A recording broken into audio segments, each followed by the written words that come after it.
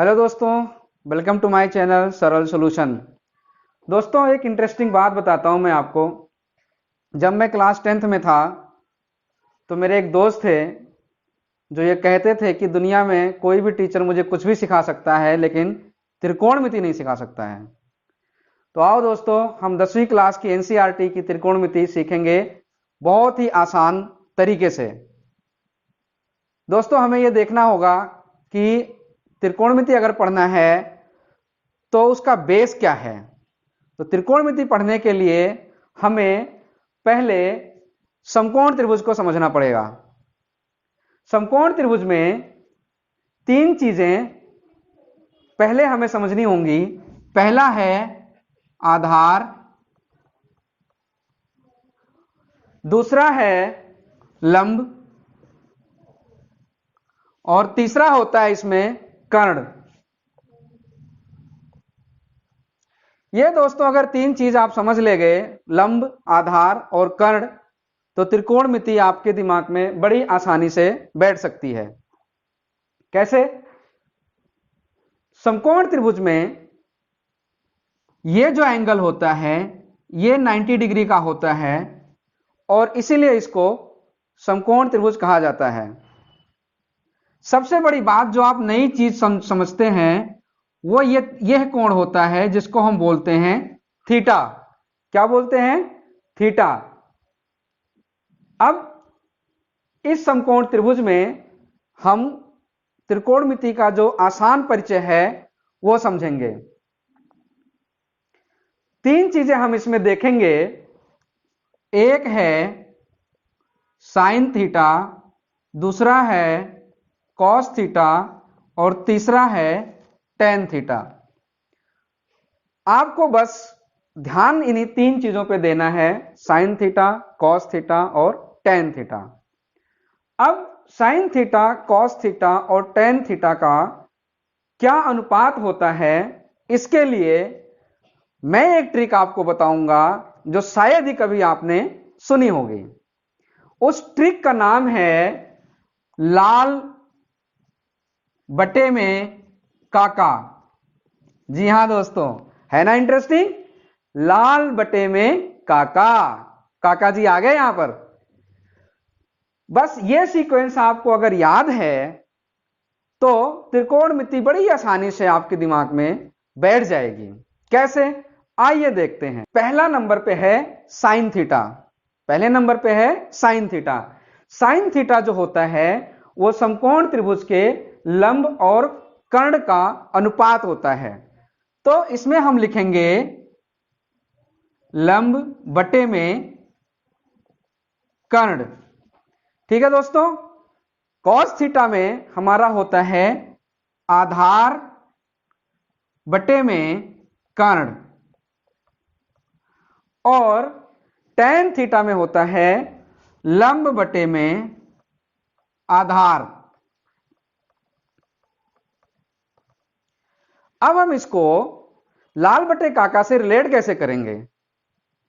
आप ध्यान देंगे तो लाल बटे काका में पहले नंबर पे आता है L बटे में K। पहले नंबर पे क्या आ रहा है? L बटे में K।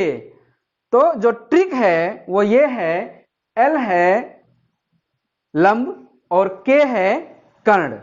तो बस आपको सिर्फ इतना याद रखना है कि पहले नंबर पे हमें साइन थीटा रखना है, तो साइन थीटा हो जाएगा लंब बटे में कर्ण, जो आपके सामने यहां पर दिख रहा है। दूसरे में हमारा आता है कॉस थीटा। कॉस थीटा में हमारा है, आप देख लेंगे दूसरे नंबर पे, तो आधार A है और नीचे K है, तो यह बनेगा हमारा आधार बटे में कर्ण।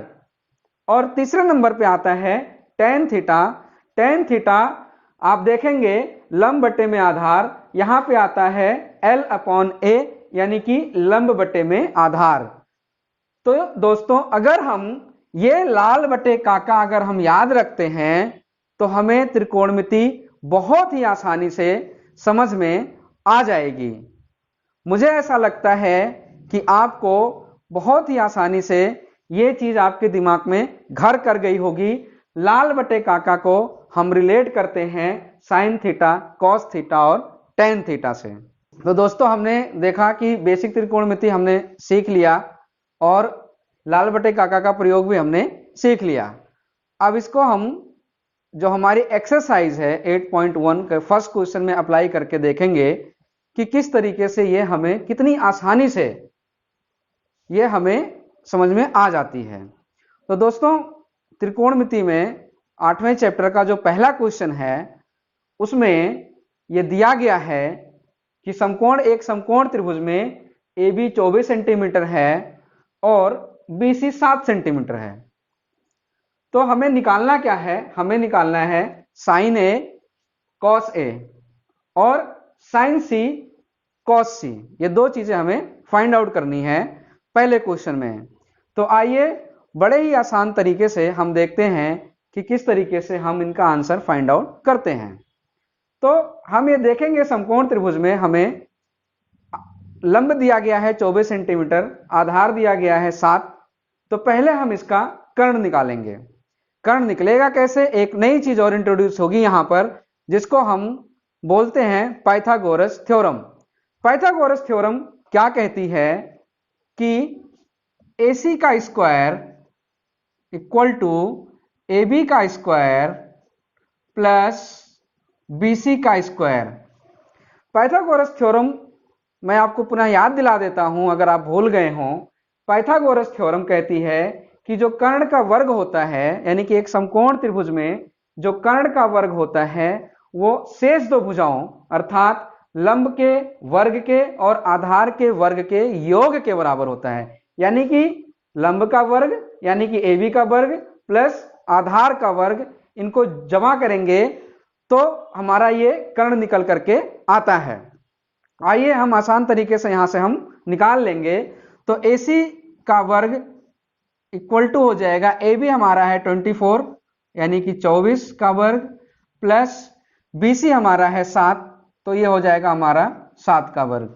अब हम इसका वर्ग निकालेंगे तो AC का वर्ग AC स्क्वायर इक्वल टू हो जाएगा 24 का वर्ग अगर हम करेंगे तो ये होता है 576 यानी कि 576। अगर आपको याद रहेगा तो कैलकुलेशन करने में आसानी होगी और अगर आपको याद नहीं है तो थोड़ा सा टाइम लगेगा। तो एक ट्रिक ये है कि अगर आप याद रखते हैं तो एग्जाम में आपको कम समय लगेगा। उसी तरीके से 7 का वर्ग होता है 49। अब इन दोनों को हम प्लस करेंगे तो AC का जो वर्ग है ये करके हम लिख देंगे, ये आ जाएगा 625। वर्ग करेंगे इसका तो कितना आ जाएगा 625।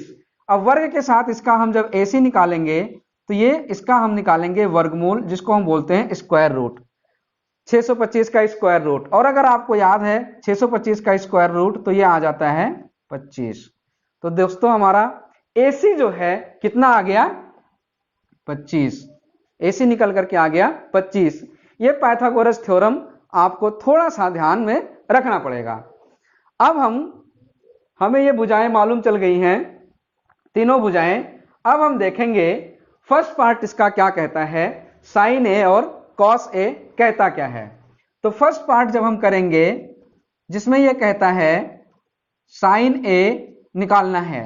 दोस्तों इसमें थोड़ा सा ट्रिक है, ये जो शब्द लिखा रहेगा यहां पर क्वेश्चन आप देखें ध्यान से, sine A cos A sine C cos C।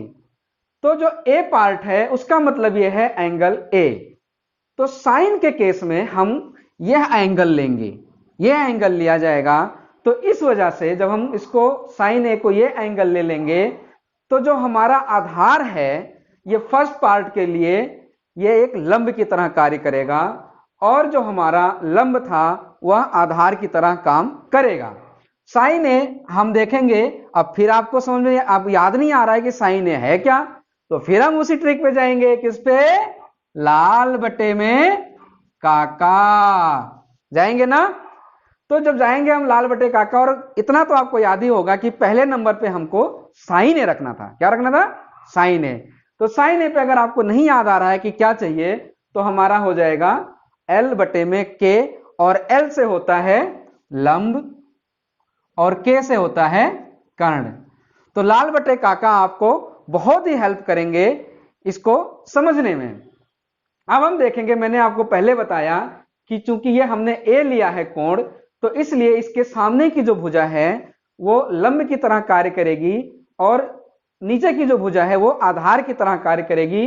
तो अभी हमको लंब चाहिए, तो लंब हमारा हो जाएगा 7 और कर्ण हमारा कितना निकाल के आया था 25, 7/25। तो साइन ए हमारा निकल के आएगा 7/25। और उसी तरीके से सेकंड पार्ट में इसी में इसका जो दूसरा है कॉस ए, वो क्या निकलेगा। अब फिर आपको नहीं समझ में आ रहा है कि आपको क्या करना है, तो फिर हम लाल बटे काका पे जा सकते हैं। और कॉस मैंने आपको पहले बताया था कि कॉस दूसरे नंबर पे होता है, तो दूसरे नंबर पे A/K यानी आधार बटे में कर्ण। तो फिर हम ये देखेंगे कि हमारा आधार क्या था।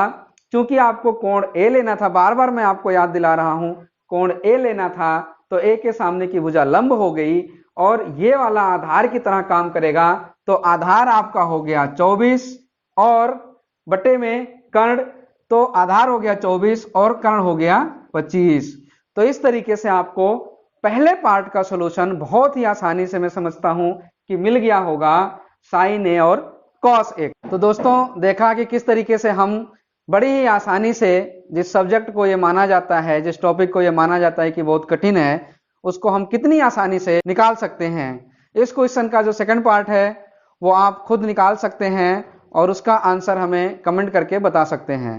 दोस्तों इस तरीके की और वीडियो आती रहेंगी। वीडियो पाने के लिए, वीडियो देखने के लिए हमारे चैनल सरल सॉल्यूशन को सब्सक्राइब करें, लाइक करें और बेल आइकन को दबाना ना भूलें। थैंक यू दोस्तों, थैंक यू वेरी मच।